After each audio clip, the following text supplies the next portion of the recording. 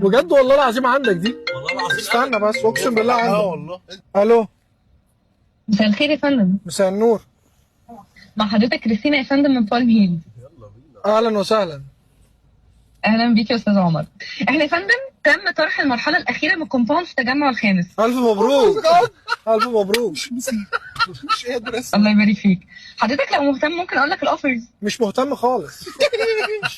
خالص، فاهمه؟ ليه بس يا فندم؟ ده المقدم 90,000 والقسط 7,000 في الشهر على 12 سنه.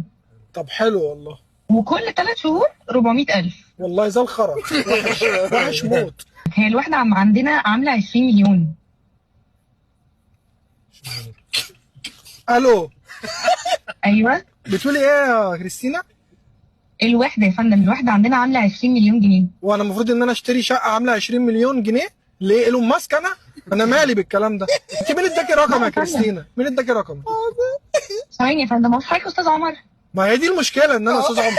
ما هي دي اصل ده الحوار. ايوه، لا يعني هو مش حد اداني رقم حضرتك. بص، هو احنا بيبقى معانا داتا وارقام سكان التجمع كلهم. حضرتك والله العظيم انا مأجر في التجمع 100 ساكن، مش من الملاك، والله العظيم قسما بالله بنام بمرتبه على الارض.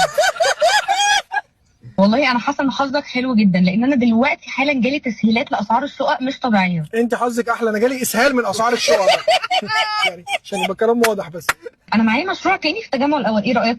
هو حضرتك مش فارق التجمع الخامس من الاول عامه يعني؟ يعني افهم من كده ان حضرتك مش حابب تروح تجمع خالص. هو تجمع المنتخب؟ هو انا عمر مرموش؟ بص، انا عندي حاجه كويسه جدا في الشروق، ايه رايك؟ لا بصحى متاخر، الشروق صعب، مش هنتبسط. طب في العبور؟ ولا في بصي انا مقيم بره، انا اصلا عايش بره. بره فين يا فندم؟ عايش في فرنسا. عندك حاجه في مارسيليا ترى البحر؟ لا بص، انا عندي فيلا على البحر مباشر 400 متر في راس الحكمه ب 80 مليون بس، خطيره. راس الحكمه بعيد جدا. عندك حاجه في راس السوداء؟ السوداء؟ مفيش ايه حاجه. راس السوداء دي؟ دي في سليماشر حضرتك، مش تعرفي طبعا الكلام ده. ايه رايك انك تاخد بيزمنت بسعر تحفه في التجمع؟ بزمين؟ بيزمنت يا فندم، بيزمنت. يعني ايه يا فندم؟ البيزمنت ده بيكون الدور اللي تحت الارض، وهو عندنا مساحه 200 متر عامله 3 مليون. اسكن تحت الارض ب 3 مليون؟ ليه؟ زرعه؟ يعني ثمره؟ هكبر هوصل لحاجه؟ شيطان اسكن تحت الارض. استاذ عمر، عامه انا بعت لك كل المشاريع اللي عندنا ورقمي معاك. هعمل بيه ايه؟ يعني يا فندم لو حبيت اي وقت انك تاخد فيها ابقى كلمني. هاخد فيها؟ يا كريستينا، احنا عشان غلابه هتزهقوا مننا ولا ايه؟